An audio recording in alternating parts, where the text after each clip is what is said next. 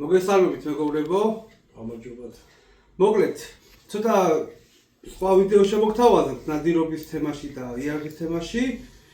იმიტომ რომ ძალიან მოთხოვნა წამოვიდა თქვენგან რომ ეს კონკრეტული მოცემული იარაღები ან თოფები გამგვიხილა, განხილვა ჩაგვეტარებინა, ამაზეც იყო ძალიან მოთხოვნა, აი ეს ავტომატი M4-ის სტილის თოფზეც. და მაგიტომაც ვწერ ახლა ვიდეოს, რა ცოტა შევეცნებითია, ცოტა შევცვალეთ თემატიკა თევზაობის თემის მხრივ და იმედია გამიგეთ რა ჯიგურად და მეგობრულად. მოკლედ, ახლა არ უშესხეთ თევზაობა ნადირობა, ბუნებასთან სიახლოვე არის და თავი სწორად ვაკეთოთ ორივე. რაც შეეხება იარაღების განხილვას, განვიხილოთ ახალ ფირმას, ეს არის Eternal Arms-ი და დღეს განვიხილავთ და გავტესტავთ 4 მოდელს. აქედან არის ერთი ტრადიციული ორლულიანი, კლასიკური, არის ნახევრად ავტომატები, ინერციული და ნახევრად ავტომატი გაზგადამტენი.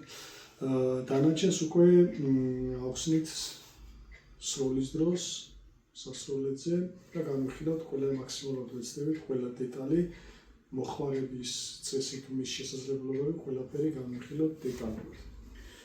გვინდა რომ დეტალებში აგისეთ ყველაფერი, ამის გამო იქნება 4 სერიანი ჩვენი ვიდეოები, მეგობრებო. ანუ ერთი ეთერი დაეთმება ამ იარაღს, მეორე ეთერი ამას და ასე შემდეგ რა. მოკლედ 4 სერია იქნება, დაელოდეთ. რა პირველი რითი ვიწყებთ? ნახოთ, გადავხედოთ ადგილზე მოცემულობას, რომელი იარაღი დავიწყებთ. კი ბატონო, ეხლა წავედით მეგობრებო და დანარჩენი უკვე სასროლედზე ნახოთ, დაბადრობებით. მოკლედ, ამოვედი ხა სასროლედზე მე და ბაჩო. მე არ ვარ მონადირე, იარაღის არაფერი არ გამეკება ჩემ მეგობრებო.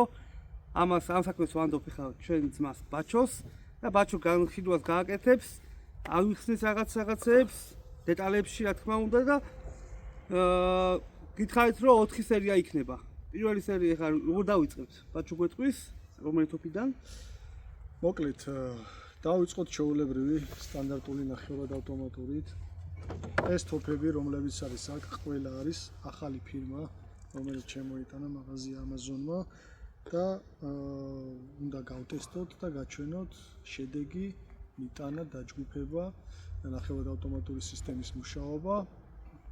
და უკვე დასკვნა გვექნება რა ტიპის იარაღთან გვაქვს საქმე. დავიწყებთ ჩვეულებრივი 4+1 ინერციული ნახევრად ავტომატით, რომლის სიგრძეც არის 71 სანტიმეტრი და უყენია ცილინდრული ჩოკი. შევიწროება არ უყენია, იქიდან გამომდინარე უნდა გავტესტოთ წყვილი საფანტი, მსხვილი საფანტი და შემდეგ უკვე ჟაკანი. დანარჩენს უკვე მსვლელობის დროს ნახავთ. დავიწყოთ ამ იარაღით. მოკლედ მეგობრებო, გადავიდეთ და დავიწყოთ უკვე იარაღის გატესტვა. აბა წავედით. მოკლედ მეგობრებო, იარაღებთან ერთად ვიტყვი რა ტყვიას ვისვრი და ტყვის შედეგიც გვეცოდინება. ეხლა ვისვრით 10 ნომერ ფიუჩის ვაზნას 31 გრამიანს. ვისვრი ერთ ვაზნას და ვნახავთ დაჯგუფებას. შემდეგ უკვე ვისვრი რამდენიმეს და ვნახავთ ნახევრად ავტომატის მუშაობას.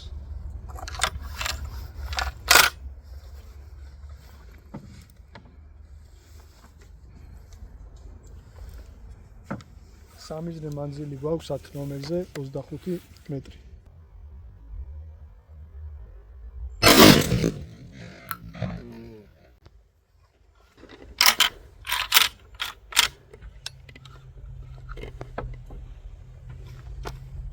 ნახოთ ახლა შედეგი.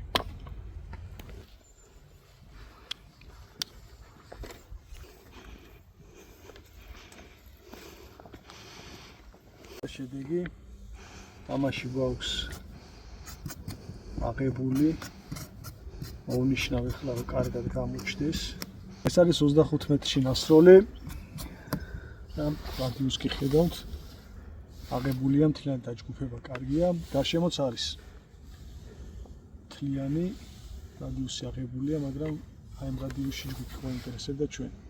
მოცულობით ყველგან თითქმის ერთნაირად არის განაწილებული საფანტი. ახლა ვნახოთ მსხვილი საფანტი. ვაგრძელებთ იგივე იარაღით, წვრილი საფანტის დაჯგუფება ვნახეთ. იდეალურად მიიტანა, ეს არის 25 მეტრი. ეხლა ჩვენ ვისვრით 35 მეტრში უკვე მსხვილ საფანს 3 ნომერი იტალიური ქლევერის ვაზნა 34 გრამია.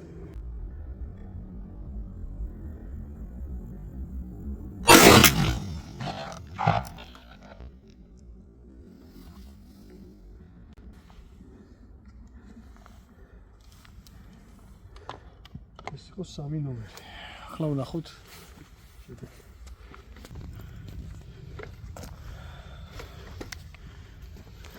Samie.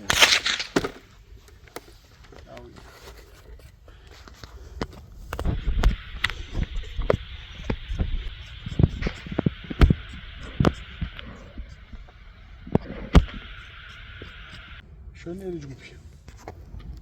ესეც 3 ნომერი. ახლა დაახლოებით 50 მეტრში ავსინჯავთ შაკანს. ახლა ვნახოთ მეგობრებო შაკანსი. გვაქვს 50 მეტრში დადებული სამიზნე.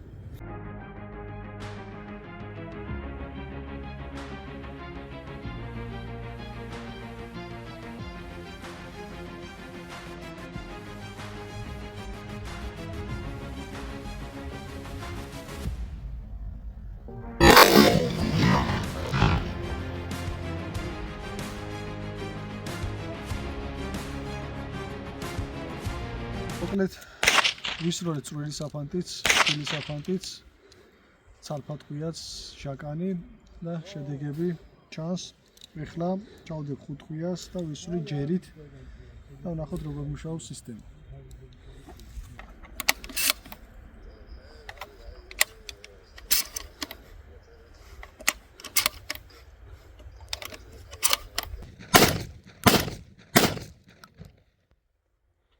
მოკლედ გავტესტეთ 5 ყვიანი ნახევრად ავტომატური 71 ლულის სიგრძით. შედეგებს ნახავთ კი არა და უკვე ნახავდით ვიდეოში როგორ მუშაობს იარაღი.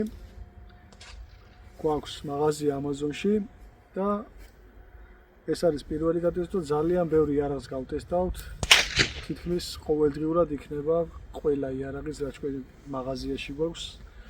ახსნა, ინფორმირება და შეძლებისაგვარად ტესტიც რომ განახოთ და იცოდეთ რომელი იარაღი რა შვება და დანარჩენი უკვე თქვენთვის მოგვინდია. დროებით